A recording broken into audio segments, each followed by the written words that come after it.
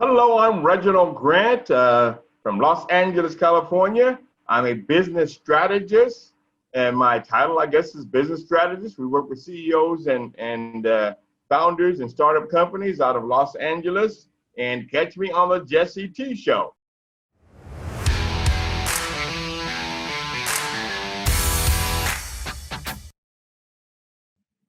Well, again, it's just about having an open mind. Doesn't matter where you come from. America, it only matters where you go. You in that poster right behind you, mindset is everything is so critically true, right? I really started being an entrepreneur. Well, again, back up a little bit. I realized in junior high school that the people that run everything had college degrees. So I decided I want to be in business, and then I figured out the way for me to be able to get to college because everybody that ran things had college degrees was to leverage my athletic ability. I looked at what was going on around me and said I want to be a businessman and a pro football player, pro athlete, and I was able to accomplish that. And I was in college, and a couple of guys approached me about putting on a little dance, and I ended up having a company at University of Oregon, Glass Pyramid Productions, which was my first little entree into business. From there, I was stuck. I even had a marketing class. I remember, and I wrote a paper assignment, and the professor gave me a D. I said, "Why'd I get a D?" Well, this is not realistic. No, I had three clients that was paying me, that I was eating on, that I had an office space on. It was real. So I got to understand the true difference between academics and that foundational thing that you really need that helps you to be successful in business. But I'm all about doing, right? There are no new ideas. There are only those that are implemented. Dan Audick, the starting left tackle for the 49ers when they won the Super Bowl in 1980, was my partner back in 1997, 98. We had a little software company, ePlaybook Football Basics 101. ePlaybook, and was a gamified esports product that we taught people about football, women and other people that didn't know American football. And there was another company out of Canada, and they had 1.5 million, and they had produced a nice, beautiful little deal. But ours, we spent about 150,000. But we were experts in what we did in terms of knowing and understanding the content, and so ours was superior to the point where I was able to go to Cupertino and sit in the office next to Steve Jobs' office with the head of software development for the world and the head of marketing for the world for Apple and asked him for $1 million. They laughed and said, "Steve loves your stuff. It's the best stuff we've ever seen. But unless you're Disney, he's not giving you $1 million, right? Right? I mean, you got the room, right? But it's all about doing it. There are no new ideas. The only things that are implemented. Are you willing to walk out on that limb and take a bet on yourself? Right? People talk about stuff all the time. I used to go to Las Vegas with an associate of mine, and he'd take 10 grand over there. I don't bet in Las Vegas. The only thing I bet on is me. Yeah. You have to be committed to take a chance on yourself and be committed. I know how hard I'm going to work. I know I'm going to get up and go to work every day.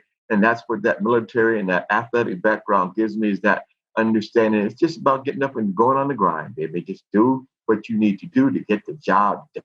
Yeah. I love what you're saying there. Bet on yourself, believe in yourself, but most importantly, invest in yourself. And I'm in that world of helping people live well through financial planning. And the first thing I'll tell them is, if there's a conference you need to go to, there's a salesperson you want to learn from, there's a experience that you want to have, bet on yourself first, become well-rounded, become dangerous, and then you can operate differently in the world. You can have better conversations. You can have, these meetings with Steve Jobs. You could be prepared to at least get in the room, what you're talking about, be the janitor, be the speaker, I love it.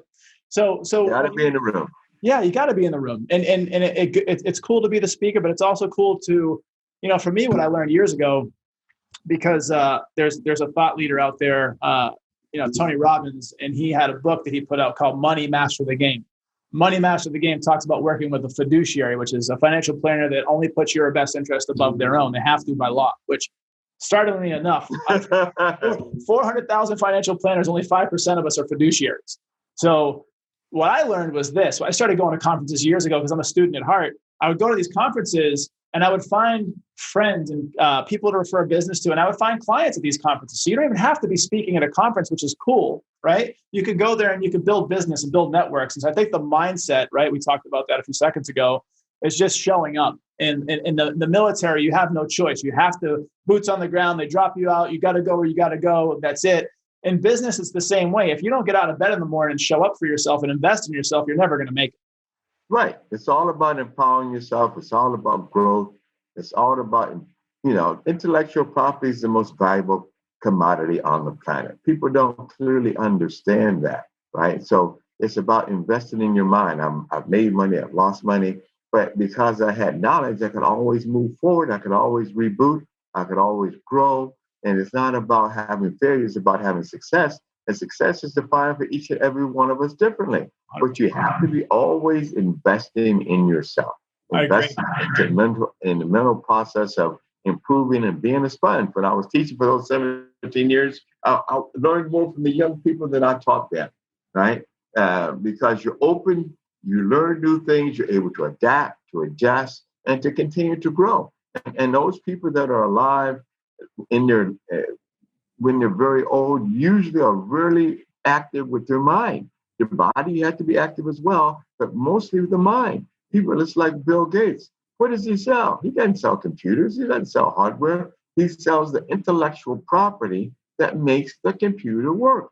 Apple doesn't manufacture products. What do? They move other people's products. So they have a system that they've leveraged, right, by intellectually creating a process that allows people to buy zillions of dollars worth of goods each and every year.